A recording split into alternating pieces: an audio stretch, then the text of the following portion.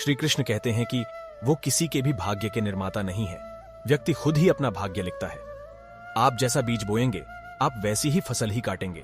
आप जैसा कर्म करेंगे, आपको वैसे है परिणाम। यदि विद्यार्थी मन लगाकर पढ़ाई करेंगे तो परीक्षा में सफल होंगे। इसलिए हर व्यक्ति का भाग्य तभी बदलेगा जब वो ऐसे कर्म करेगा। पृथ्वी, जल, अग्नि, वायु, आकाश, मन, बुद्धि और अहंकार, ये मेरी प्रकृति के 8 विभाग हैं।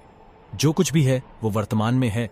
जो बीत गया है वो नहीं आएगा, और जो आने वाला है उसकी चिंता नहीं, बल्कि खुले हाथों से इसका स्वागत करें। भ्रम और संदेह से परे, जब आप भगवान से प्यार करते हैं तो आप हर चीज से प्यार करते हैं। मन उन लोगों के लिए दुश्मन की तरह काम करता है जो इसे नियंत्रित नहीं करते हैं, और जिसने अपने मन को जीत लिया है उसके लिए मन सबसे अच्छा मित्र है।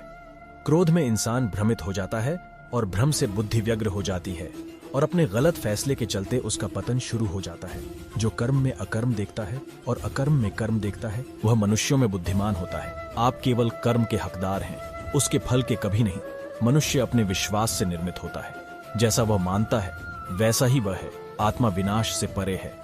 कोई भी उस आत्मा का अंत नहीं कर सकता जो अनंत है। खुशी मन की एक ही अवस्था है जिसका बाहरी दुनिया से कोई लेना देना नहीं है। यांत्रिक अभ्यास से बेहतर है ज्ञान, ज्ञान से बेहतर है ध्यान।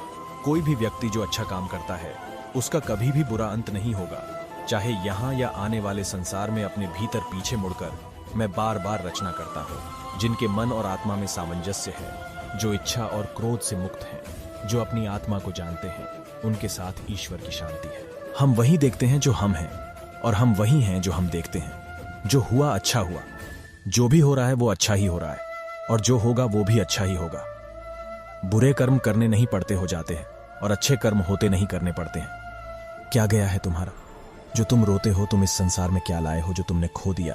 क्योंकि तुमने जो भी लिया यही से तो लिया, जो भी दिया यही पर दिया।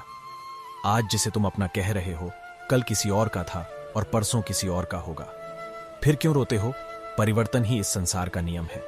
यह प्रकृति है जो सभी गतियों का कारण बनती है। अहंकार से मोहित मूर्ख उस धारणा को धारण करता है जो कहती है मैंने किया।